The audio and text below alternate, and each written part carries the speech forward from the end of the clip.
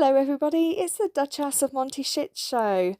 How are you all doing? I hope you're well wherever you are in the world. I'm so sorry I've been a bit quiet on this channel lately.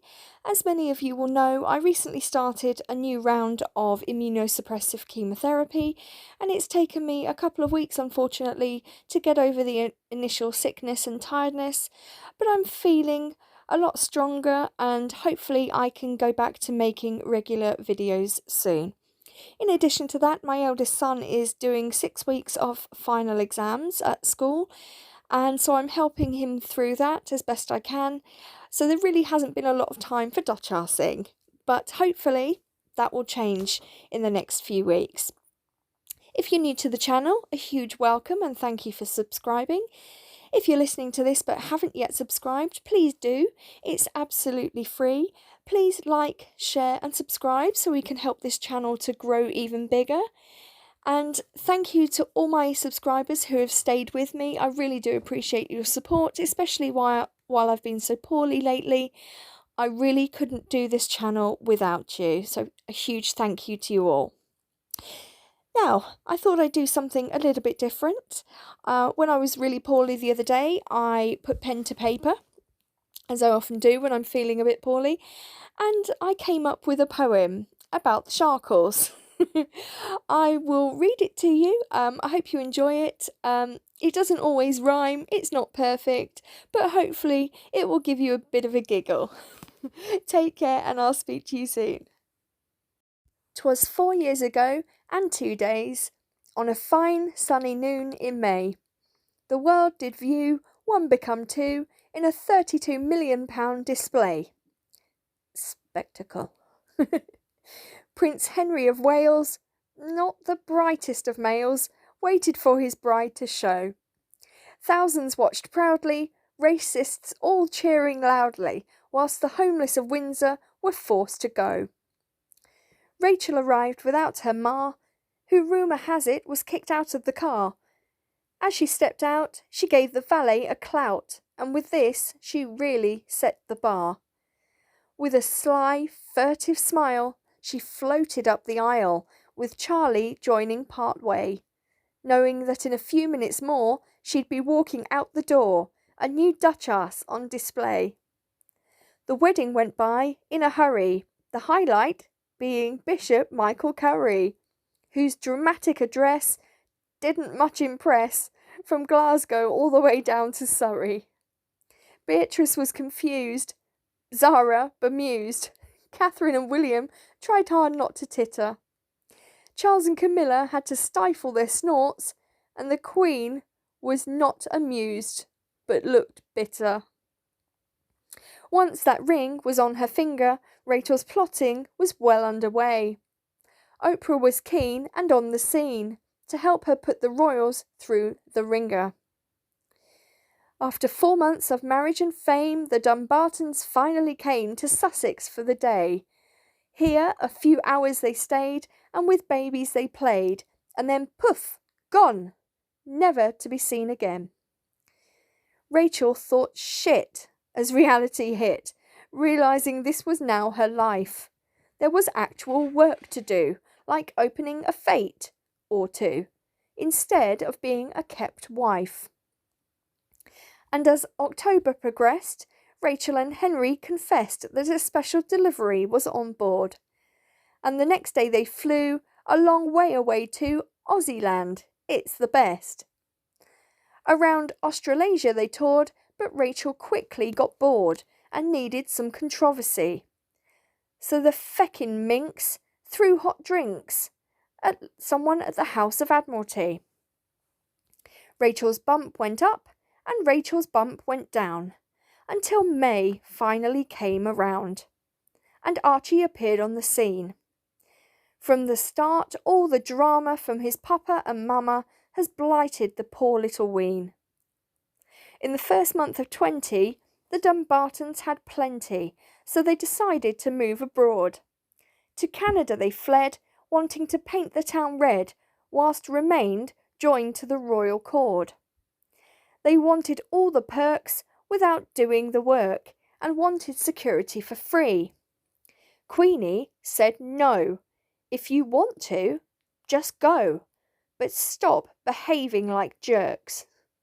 Or words to that effect.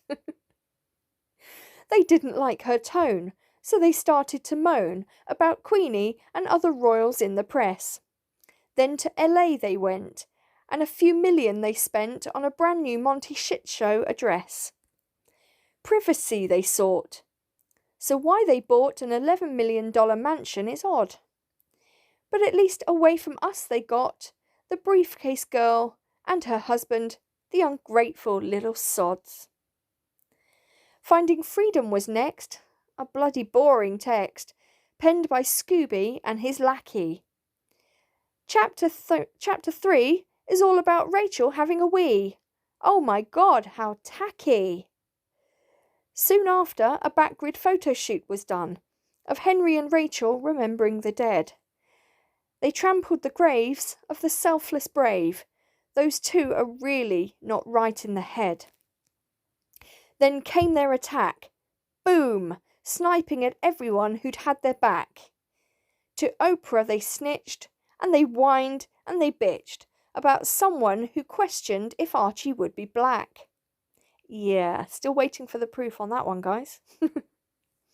In my opinion, the interview they gave hastened poor Prince Philip to his grave.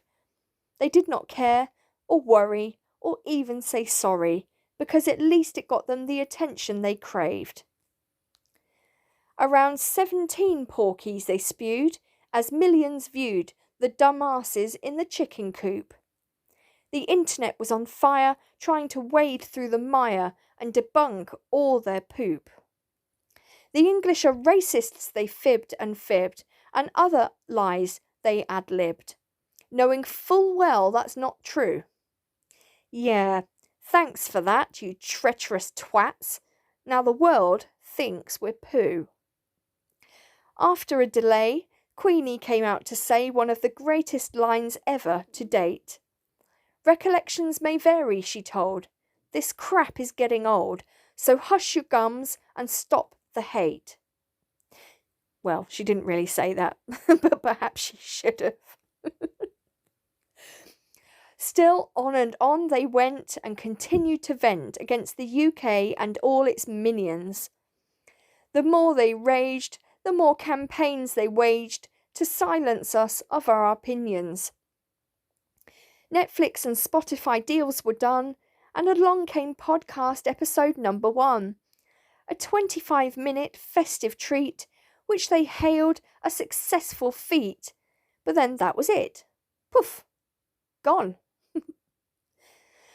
2 months later, a statement came. Another pregnancy, another game.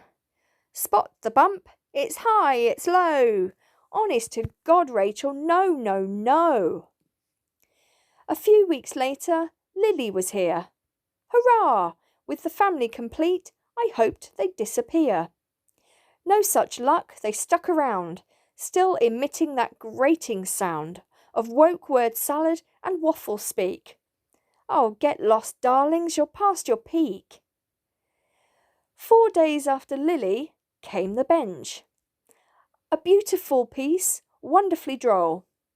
I joke, of course. The only thing that book's good for is when you're desperate and have run out of toilet roll.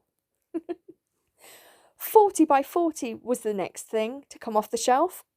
A brilliant initiative conceived by others that she tried to pass off as herself. With Henry outside juggling his balls, good boy, he knows his place. And Rachel debuting her 7th nose.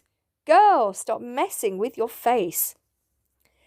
Next in the never-ending saga was their trip to New York, where they were booted out of the UN building before they could even talk. Storytime in Harlem beckoned, where Rachel read her book with ease. She said to the peasants, "Have a copy of my book. That'll be $5, please." Skipping ahead to earlier this year, Henry and Rachel's deals start to disappear. Spotify first and then the flicks. But at least, with Backgrid, they can still stage pics. Pearl is gone, and soon a new podcast will start. And that'll probably sound just like a wet, woke fart. I really haven't time for all that guff. I'd rather learn how to braid my armpit hair and bum fluff. Disclaimer, I have neither. So now it's almost June and Jubilee time on the vibrant London scene. Henry and Rachel want to fly from LA to come and support the Queen. Yeah, all right. Nothing to do with Netflix then. Will they, won't they? Who gives a toss? It's just constant, relentless PR dross from sunshiny ball sacks just making a buck. Seriously, guys, stop. No one gives a flying duck.